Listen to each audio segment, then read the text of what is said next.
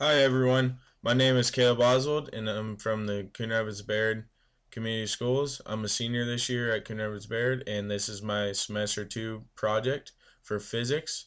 It's called the Rube Goldberg project. Thank you and enjoy These are watching. the blueprints and designs that I made when designing my Rube Goldberg. As you can see, a marble falls down. At the beginning, I didn't have this. I started with a car, but it wouldn't roll far enough to make the dominoes fall. So that's why I changed it to a marble, and it is let go by a lock. I turn the key and it pulls down the lock, which allows the marble to roll.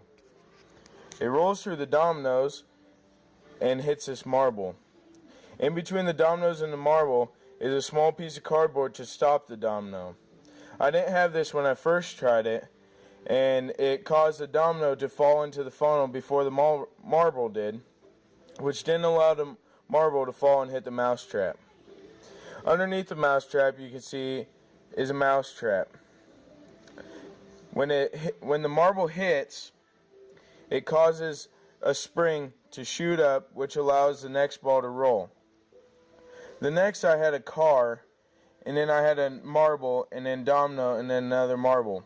But I wanted to change it up, so I just had a car, 4 dominoes, and a marble. The marble then shoots off into the next part of the Rube Goldberg, where it hits 5 more dominoes. From here, I was going to have it hit a marble and shoot into a cup and stop and be the end of my Rube Goldberg. But then I thought of a new process. I would use books and a CD, and as progressively getting bigger books until it hits a hammer, which causes to fall. The hammer has a piece of 20-pound line fish string on it, and it pulls a pop tab, which causes a pop to open. And this is the thing of my Rube Goldberg. This is my actual project. As you can see, the key in the lock. I turn the key to the left, which allows the marble to roll. From there, it hits 3 dominoes. The domino on the right slides down and hits this piece of cardboard right there, which pushes the marble off into the funnel. It goes through the funnel, then hits the mousetrap. The mousetrap is probably one of the biggest errors because sometimes it doesn't hit the marble doesn't hit the mousetrap, which doesn't allow the other marble to go. As you can see, I have a stopper there. That's because it allows the board to stop so it doesn't fly up and smoke the funnel. From there, this ball travels and hits the little John Deere truck. The truck, I would also say, is the next biggest margin of error. That is because it doesn't roll very far. So that's why I have the dominoes so close. The dominoes then roll or fall and then hit this marble. From there, this marble travels down this loop and hits the next dominoes. From there, this hits the marble. The marble shoots off, hits a CD, CD hits a book, book hits another book hits another book, and then it hits the Christmas book and then the Big Cabela's book. The Big Cabela's book then hits the hammer. The hammer falls off, which causes the pop can tab to open. As you can see, I have fish line connected to a zip tie.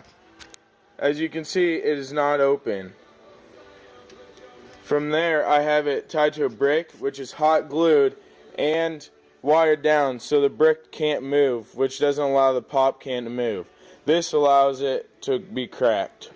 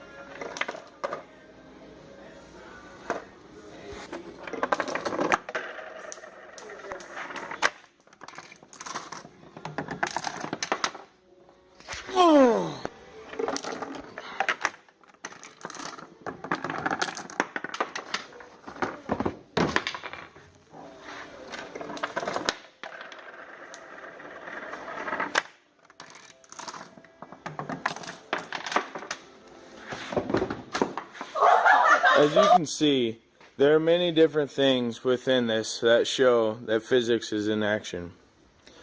In the build segment, you had us describe 6 physics themes, describing the types of motion. There's linear and deformation. Deformation is the motion side of an object like tension, buckling, twisting, compression, or expansion. This is proven within the mousetrap and within when the tension of the string pulled by the falling hammer causes the Pepsi bottle to explode. Pepsi can. The next thing for B, you have describing placement, velocity, and acceleration. As an object hits one another in displacement, they displace the next one in line, causing a change of motion. Velocity, there's velocity everywhere because each object has a direction and a speed.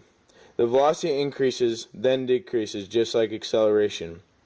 When one object hits another, the first one slows down, then the next accelerates. This causes the proof of speed and velocity. The forces include gravity, gravitational force, spring force, tension force, frictional force, and normal force. For the gravitational force, everything is coming downwards. That's the proof of gravity. For the spring force, we see that in the mousetrap when the spring is hit by the marble, causing it to rise up, allowing the next marble to move. The tension force is also within the spring. There's tension because the mousetrap, there's a piece of metal over the spring causing it to hold back until something hits the thing that lets the mousetrap go. There's also tension within the pop bottle and the string that's tied to the hammer. When the hammer drops, the tension increases, causing the pop can to pop. There's frictional force within the tires of the car. This causes the car to stay in motion. And then there's normal force, which means that the object is pressing against another object.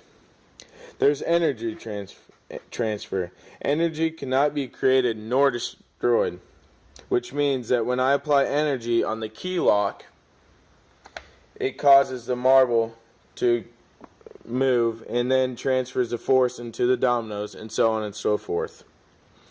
The Rube Goldberg uses elastic collisions because the momentum transfers through each object. The one stops and the next continues.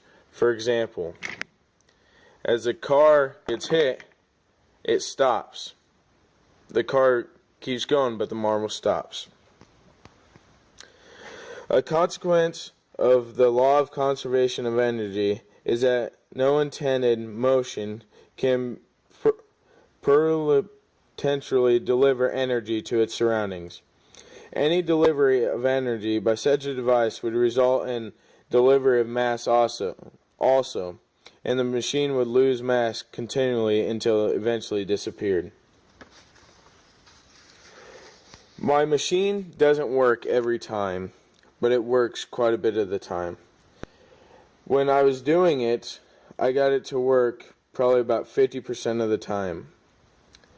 The parts that mess up the most were when I didn't have the domino in the correct position to fall and hit the marble to go in the funnel.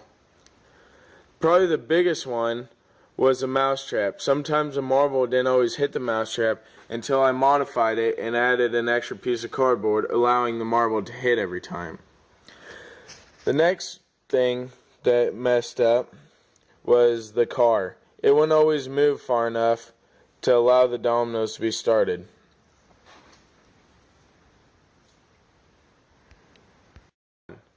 The key is turned and causes the marble to move, which turns into step 2. Step 3, the marble hits the dominoes start. Step 4, the domino hits the cardboard, which pushes the marble in motion. Step 5, the mousetrap opens, causing the next marble to move. Step 6, the marble hits a car, causing the car to move. Step 7, the car hits the dominoes. Dominoes move, causing the next marble to move. Step 8, the marble moves down and hits the dominoes. Step 9, the domino hits the marble. Step 10, the marble hits the CDs. Step 11, the CD goes through all the chains of motion until it hits the hammer, which I've gotten rid of. Step 12, the hammer falls, causing the explosion of the Pepsi can. So there are officially 12 steps within my project.